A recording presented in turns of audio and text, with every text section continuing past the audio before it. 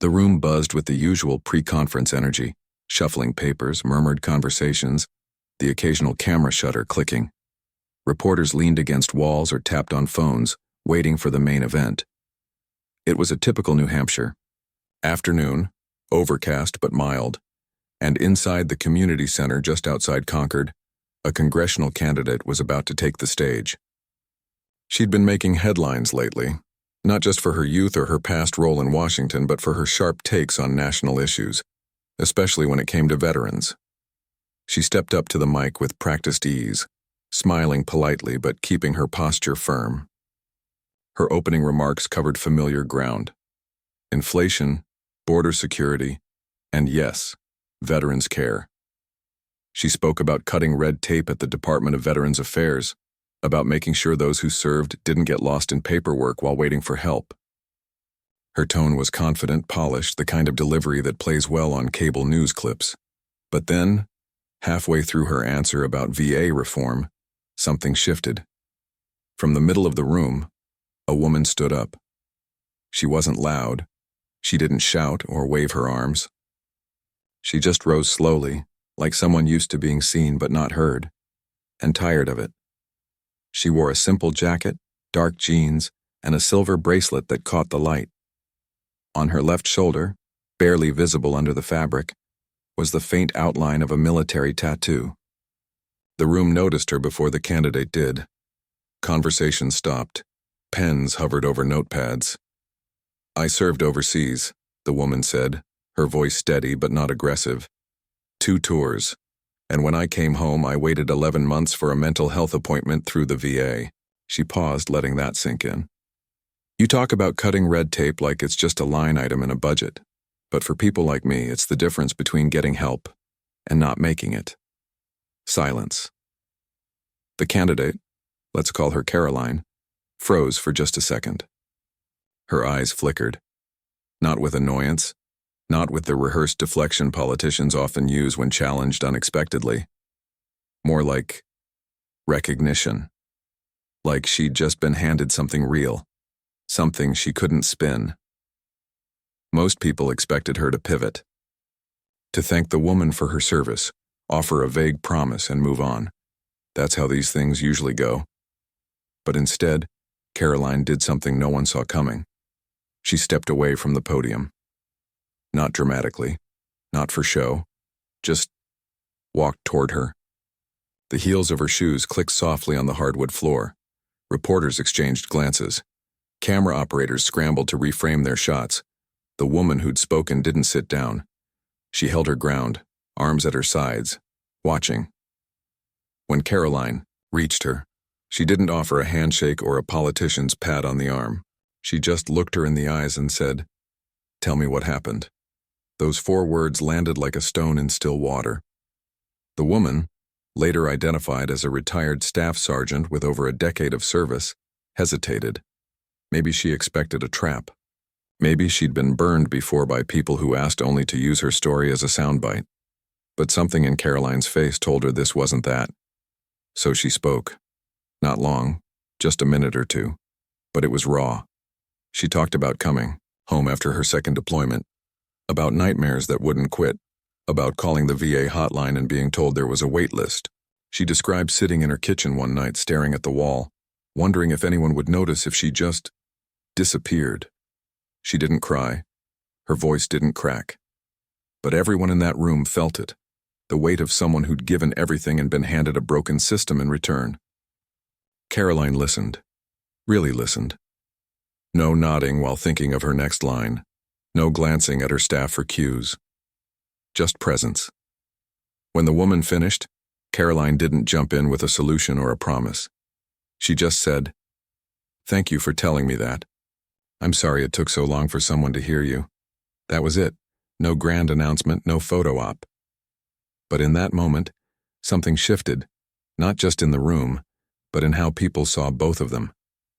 Afterward, reporters swarmed. Microphones popped up like weeds. "What will you do about VA wait times? Is this a policy change? Will you meet with her again?" Karoline answered calmly, but kept circling back to one idea. If we're going to fix veterans' care, We need to start by listening to veterans, not just talking about them. The woman slipped out quietly before the Q&A ended. No interviews, no social media posts, just gone. But her words stayed. By evening, clips of the exchange were everywhere, not because it was explosive, but because it was human. In a political climate full of shouting matches and rehearsed outrage, this was something rare. Two people from very different worlds meeting in a moment of honesty. Viewers commented that it felt real, like something they'd never seen on the news before. Some critics called it staged. Others said it was naive to think one conversation could change anything. But veterans groups took notice. A few local organizations reached out to the woman offering support. Others messaged Karoline's team asking if she'd be willing to sit down with more vets, not for cameras, but for real discussion. What stunned people wasn't drama. It wasn't a gotcha moment or a viral meltdown. It was the opposite. It was restraint. It was humility. It was a politician choosing to step down from the podium, literally, and meet someone where they stood. And maybe that's why it stuck with people. Because in a world where everything feels performative, that small act of genuine attention felt revolutionary. Later that night, Karoline sat in her campaign office reviewing notes. Her staff buzzed around her, debating how to leverage the moment. But she kept coming back to one thing. The look in that woman's eyes when she said, "I waited 11 months. Not angry, not dramatic, just tired and unseen." She made a note in the margin of her speech draft. Listen first, fix later. No one knew it yet, but that quiet exchange would ripple far beyond that room in New Hampshire. It wouldn't solve the VA's problems overnight, but it planted a seed, a reminder that policy isn't just about budgets and bills. It's about people. Real ones, with real stories. And sometimes, all it takes is one person choosing to listen. The next morning, a local veteran dropped off a coffee at campaign headquarters with a note, "Keep listening." Karoline pinned it to her bulletin board. And somewhere, a retired soldier scrolled past the headlines, paused, and finally felt like maybe, just maybe, someone was starting to get it. The morning after the press conference, the retired staff sergeant sat at her kitchen table with a steaming mug of coffee, staring at her phone. Notifications kept popping up. Texts from old squad mates, messages from strangers, even a note from her former platoon leader she hadn't heard from in years. Most of them said the same thing. "Did that really happen?" Or, "I saw you, thank you." She hadn't planned any of it. She'd just gone to the event out of curiosity, maybe a little frustration, never expecting to stand up and speak. Now her quiet life felt suddenly exposed. She wasn't looking for attention.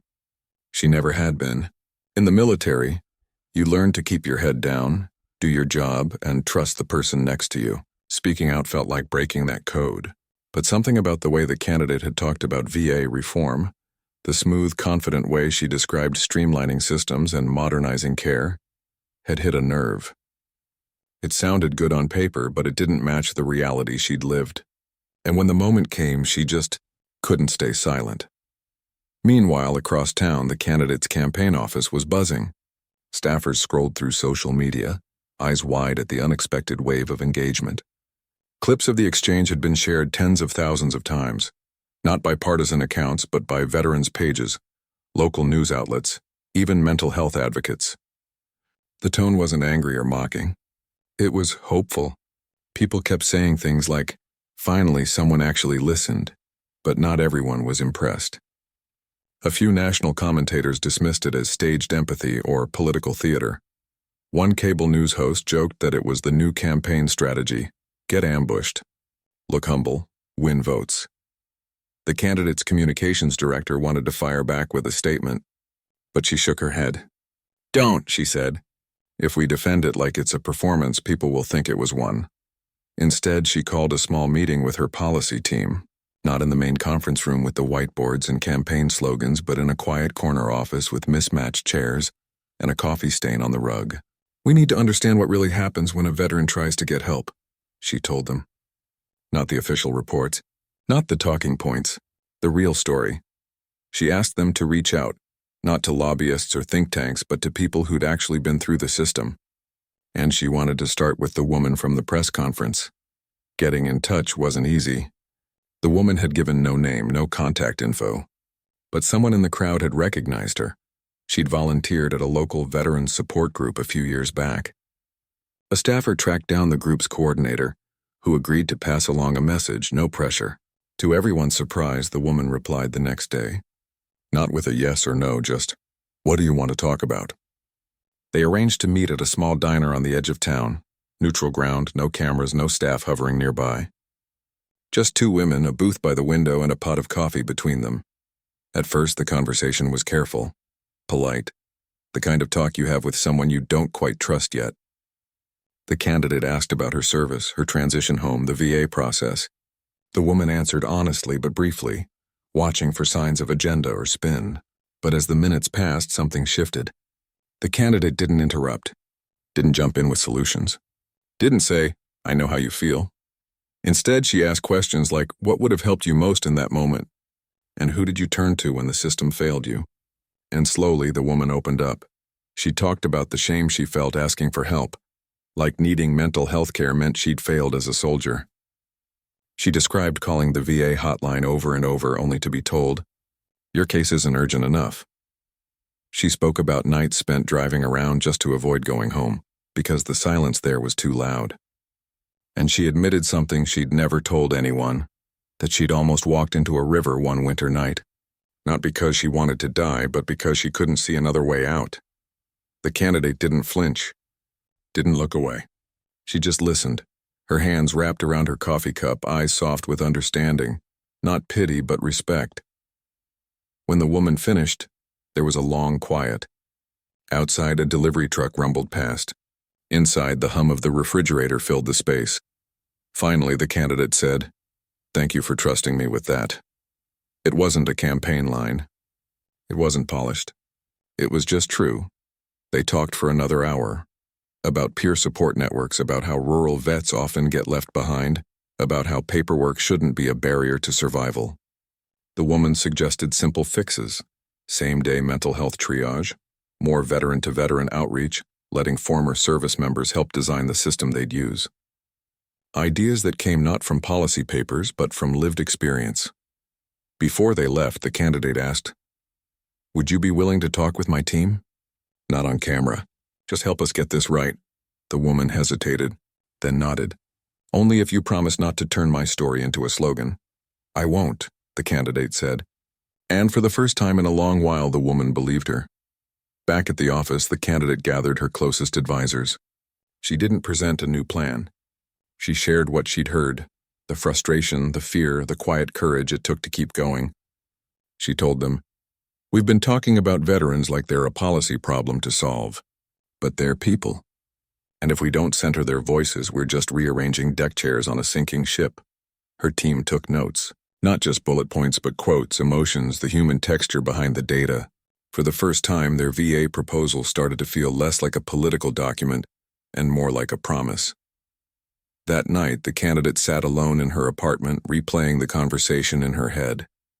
She thought about how easy it would have been to stick to the script, to thank the woman politely and move on. But something in that moment had reminded her why she'd gotten into this work in the first place. Not to win, but to make things better for people who'd already given so much. And the retired soldier? She went home, fed her dog, and sat on the porch as the sun set. She didn't know if anything would change. But for the first time in years, she didn't feel invisible. Sometimes that's enough to start. The video clip didn't explode overnight. It spread slowly like a ripple moving through quiet water. First, it showed up in a local news segment. Then a veterans podcast shared it with a thoughtful commentary. A few days later, a retired Marine posted it on social media with just 2 words: "This matters." That's when it started gaining real traction. People weren't sharing it because it was dramatic or angry. They shared it because it felt honest. In a world full of rehearsed sound bites and staged confrontations, this was something different. 2 people from completely different walks of life having a real conversation. No shouting, no grandstanding, just listening. Veterans groups took notice.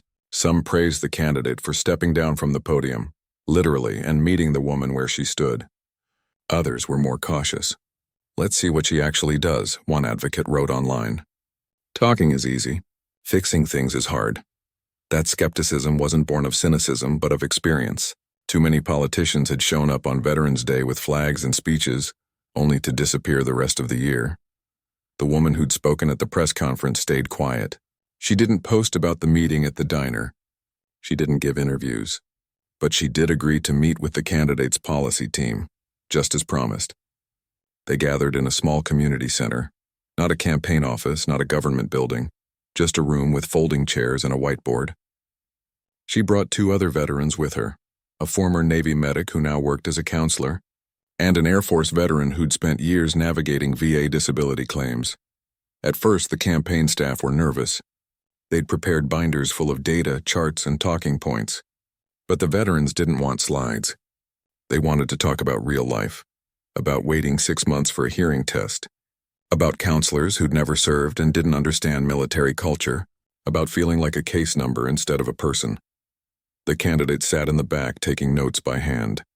She didn't dominate the conversation. She let the veterans lead. And what emerged wasn't a list of complaints, it was a roadmap. Simple practical ideas.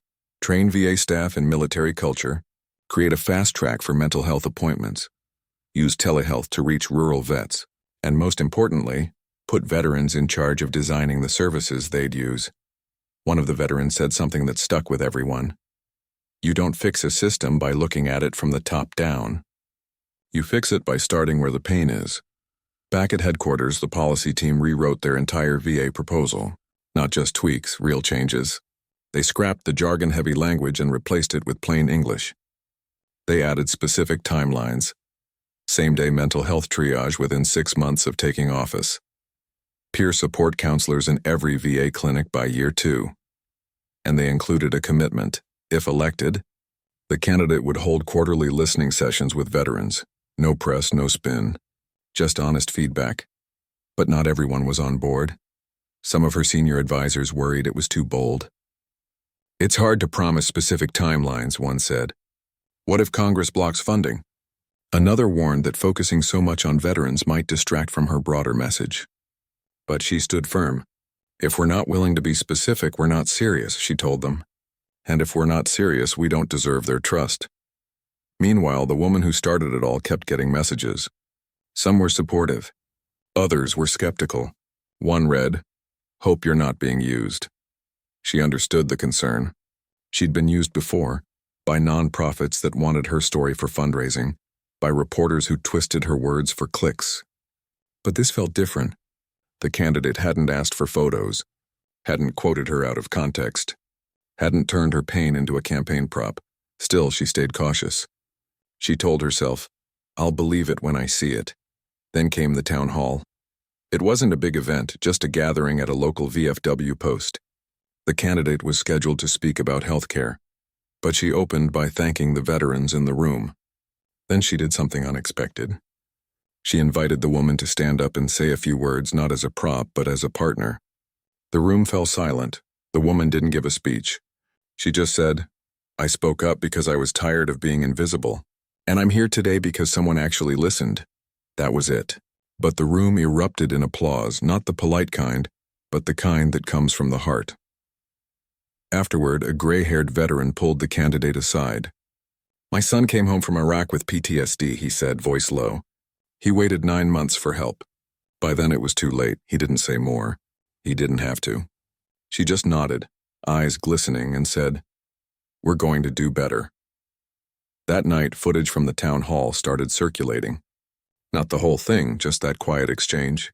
Again, people shared it not for drama but for its humanity. A retired Army nurse commented, "This is what leadership looks like." Critics still called it soft politics or emotional manipulation, but the response from everyday people, especially veterans and their families, was overwhelmingly positive. Donations to the campaign ticked up, but more importantly, volunteers started showing up. Former service members offered to help with outreach. Local VA employees sent private messages with suggestions for improvement. The story was no longer just about one moment at a press conference.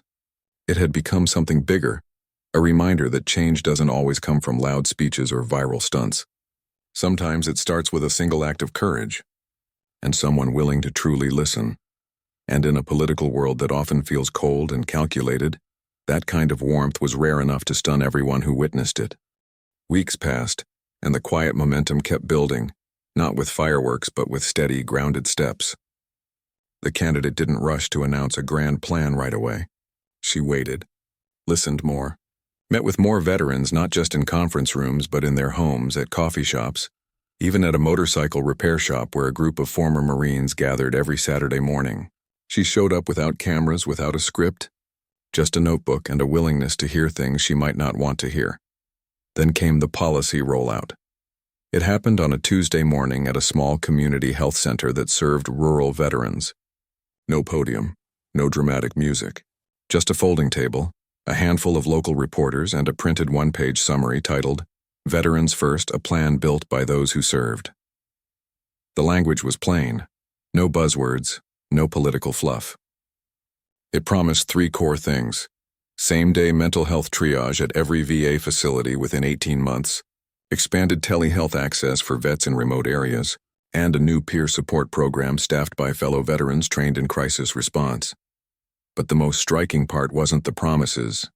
It was who stood beside her. The woman from the press conference was there, not as a prop but as a co-creator. Next to her stood the Navy medic and the Air Force veteran from the earlier meeting, along with two others, a National Guard member who'd struggled with VA housing assistance, and a disabled veteran who'd spent years fighting for proper prosthetic care. They weren't introduced as supporters. They were introduced as advisors. "I didn't write this alone," the candidate said, glancing at them. "They did. I just helped turn their ideas into policy." That honesty landed differently than typical campaign announcements. People noticed. Veterans advocacy groups that had been skeptical began to shift. One statewide organization issued a statement saying, "This is the first proposal we've seen that actually reflects the daily reality of the veterans we serve." Even a few local VA employees, people who rarely commented on politics, sent quiet notes of support. The woman who'd spoken up that day at the press conference still didn't do interviews, but she agreed to appear at a town hall later that week, not to praise the candidate, but to explain why the peer support idea mattered. "When you're drowning," she told the crowd, "you don't need someone who's read about water. You need someone who's been in it with you." Her words stuck. A local radio host replayed that clip for days. A high school teacher used it in a civics class to talk about civic courage. And slowly, something unusual started happening. People began talking about veterans' care not as a political issue, but as a human one. Of course, not everyone was convinced. National pundits rolled their eyes. "Nice story," one wrote, "but policy isn't made on feelings." Others accused the candidate of pandering or using veterans for optics. But those criticisms didn't land the way they used to. Because now real veterans were stepping forward, not just one, but dozens, saying, "This feels different." One retired sergeant even drove 2 hours to attend a campaign event just to say, "I've been ignored by both parties for 20 years. For the first time, I feel like someone's actually trying to understand." Behind the scenes, the campaign team worked quietly to turn promises into plans. They consulted with VA administrators who'd been on the front lines for decades. They studied pilot programs that had worked in other states. They even reached out to mental health professionals who specialized in military trauma. Nothing was rushed. Nothing was performative. And then came the town hall in Manchester. It wasn't billed as a big event, just another stop on the campaign trail. But this time the room was packed, not just with reporters or party loyalists, but with veterans of all ages, some in wheelchairs, others wearing old unit patches on their jackets. The candidate opened the floor for questions, and for over an hour she answered them. No spin, no dodging. When someone asked how she'd pay for the telehealth expansion, she admitted, "We'll need to reallocate existing funds and push Congress to prioritize this. It won't be easy, but it's necessary." Then halfway through, the woman from the press conference stood up again, not to challenge, but to add context. She explained how a simple phone call from a fellow veteran during her darkest days had kept her from giving up. "That's why peer support works," she said. "It's not therapy, it's connection." After the event, they didn't pose for photos. They just talked about logistics, about which rural clinics needed help most, about how to train peer counselors without overburdening them. It was practical, human, real. Later that night, a local news crew caught a moment on camera that they almost didn't air. It was too quiet, too ordinary. But they ran it anyway. The candidate helping the woman carry a stack of handouts to her car, laughing about how neither of them could find their keys. No script, no agenda.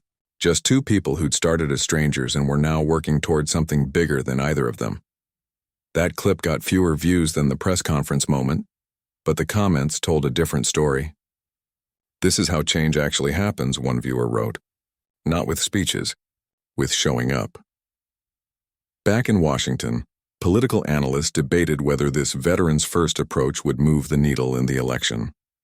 But in New Hampshire, something quieter was happening. Veterans who hadn't voted in years started showing up at events. Local VFW halls, once quiet on weeknights, began hosting informal policy discussions. Even people who disagreed with the candidate on other issues said, "At least she's listening on this." And for the woman who'd stood up that day, she still didn't call herself an activist. She didn't want a title. But she'd started mentoring younger veterans on how to navigate the VA system. She'd even begun training to become a certified peer counselor herself. She wasn't waiting for someone else to fix things anymore. She was part of the fix. And that, more than any headline or viral clip, was what stunned people. Not because it was flashy, but because it was true. Real change wasn't coming from a podium. It was growing in diners, town halls, parking lots, and late-night phone calls between people who finally felt seen. In a world that often rewards noise, this quiet collaboration became its own kind of revolution. Months later, long after the election season had moved on to new headlines and louder controversies, something unusual happened in a small VA clinic in rural New Hampshire. A young veteran walked in, anxious and exhausted, unsure if anyone would really listen. At the front desk, instead of a clipboard and a wait list, he was greeted by a woman with kind eyes and a familiar silver bracelet. She didn't ask for his file number first. She just said, "Hey, you look like you've had a long week. Want to talk before we get into paperwork?" That moment wouldn't make national news. No cameras, no hashtags.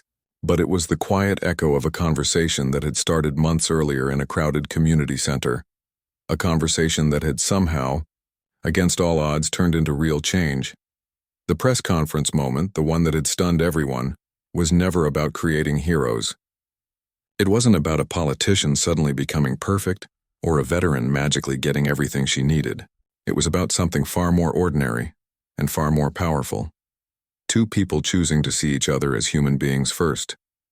In the months that followed, the candidate didn't win every battle. She didn't fix the entire VA system overnight. No one person could. But she did something rare in politics. She kept her word. The peer support pilot launched on schedule. Telehealth access expanded to 3 underserved counties. And perhaps most importantly, the listening sessions continued. Quarterly. Just as promised, with no press allowed, just veterans and the people trying to serve them. The woman who'd stood up that day never became a public figure. She didn't want to. But she did become something else, a bridge. She connected other veterans to resources. She gave feedback when the new programs missed the mark. And sometimes she just sat with someone who was struggling and said, "I've been there too." People kept asking if the whole thing had been planned, if it was staged for sympathy or votes. But those who were there knew better. You can't fake the way someone's voice cracks when they talk about nearly giving up. You can't rehearse the silence that follows when someone chooses to listen instead of defend. That kind of honesty doesn't come from a script. It comes from lived experience. And that's what made the story stick. Not because it was dramatic, but because it was true. Veterans groups began sharing the model with other states. Not as a political strategy, but as a human one. Start with listening, they'd say. The policy will follow. Even a few VA administrators, long frustrated by bureaucracy, admitted they'd been inspired to push for small changes in their own clinics. Faster intake calls, more veteran staff, less red tape for mental health referrals. Back in New Hampshire, the candidate's campaign eventually ended. She won her race, but that wasn't the point of this story. What mattered more was what happened after. She didn't disappear into the halls of power. She brought the lessons from those conversations with her. In her first term, she co-sponsored legislation that mirrored the plan built in that community center. And when it came time to vote, She made sure veterans were in the room, not just as guests, but as advisors. Meanwhile, the retired staff sergeant started volunteering with a nonprofit that helped female veterans transition to civilian life. She never gave speeches, but she showed up, week after week, sometimes just to make coffee, sometimes to sit with someone who needed to talk. She'd learned that healing wasn't always about big moments, it was about showing up, again and again, even when no one was watching. One afternoon, months after the election, she ran into the candidate at a local grocery store. They didn't hug or pose for photos. They just stood by the produce aisle, talking about how the new peer counselors were doing, how one veteran had just gotten his housing sorted, how another had started therapy for the first time in 10 years. It was an ordinary conversation between two ordinary people who'd been part of something extraordinary, not because they were special, but because they chose to care. Later, a reporter asked the candidate what she'd learned from the whole experience. She didn't give a polished answer. She just said, "I used to think leadership was about having the right answers. Now I know it's about asking the right questions and being quiet enough to hear the truth." That truth didn't fit neatly into a campaign ad or a soundbite, but it changed lives. And in a media world obsessed with conflict, outrage, and division, that quiet act of connection became its own kind of rebellion. It reminded people that politics doesn't have to be cold, that policy doesn't have to be distant, that sometimes the most powerful thing you can do is step away from the podium, walk towards someone who's hurting and simply say, "Tell me what happened." No one walked away from that press conference as a hero or a villain. They walked away as people, flawed, trying, and finally seeing each other clearly. And maybe that's what stunned everyone most of all. Not the drama, but the decency. Not the performance, but the presence. In a time when so much feels manufactured, that moment of raw, unscripted humanity was a quiet earthquake, shaking loose the idea that change only comes from power, and reminding us that sometimes it starts with a single voice saying, "I'm still here," and someone choosing to listen. Years from now, historians might not write about this moment, but in living rooms, VFW halls, and VA waiting rooms across the country, people will remember it. Not for the headlines it made, but for the hope it sparked.